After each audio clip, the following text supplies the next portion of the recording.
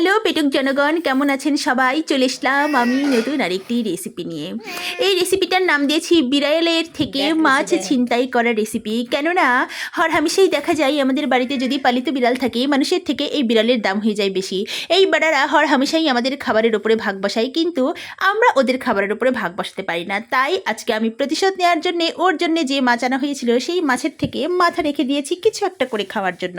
তো সেই জন্য চলে গেলাম ছাদে। ওই যে সেদিন থাবড়াইয়া থুবড়াইয়া যে মিষ্টি কুমড়াটা রেখে এসেছিলাম ওইটা পারিয়া লইয়া আসিলাম। মাইয়া এই মিষ্টি কুমড়া তোলা দেখা নাক সিটকায় কয় খাবো না। আরে বেটি খা, চোখের জ্যোতি ভালো হইব, এমন ভালো হবে যে চক্ষু ছাড়াই চোখে দেখবি। যাই হোক, মিষ্টি কুমড়াটা ডুমুডুমু করে কেটে নিয়েছি। দেখ দেখ লুচি দেখ, আজকে আমার প্রতিশোধ পূর্ণ হলো। লুচি, আজকে তোর মাছ আমি খাবো। যাই হোক, চলে গেলাম আমার ইন্ডাকশনের কাছে। আমার ইন্ডাকশনে আবার লাড্ডু সাজাইয়া না দিলে জ্বলে না। তো লাড্ডু সাজানো হয়ে গেছে। এবার মাছের মাথাগুলো নুন হলুদ দিয়ে মাখিয়ে নিয়েছি এবং আরেকটা মাছ রান্না করব, তাই একসাথেই মাখিয়ে নিয়েছি।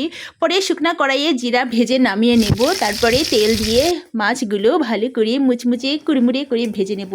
মাছ ভাজা তেলের মধ্যেই শুকনা কালো জিরা, শুকনা মরিচ আর তেজপাতা, ফোড়নে মিষ্টি কুমড়া আর কাঁচামরিচ লবণ হলুদ দিয়ে ভেজে নেব। ভাজার পরে বালতিখানিক জল দিয়ে ঢাকা দিয়ে দেব। মোটামুটি সিদ্ধ হয়ে গেলে ইচ্ছা মতন পিটাবো। একদম জামাইয়ের নামে ধরুন পিটানোই, যত মনে চায় পিটাইতে থাকেন, কেউ নিষেধ করতে আসবে না।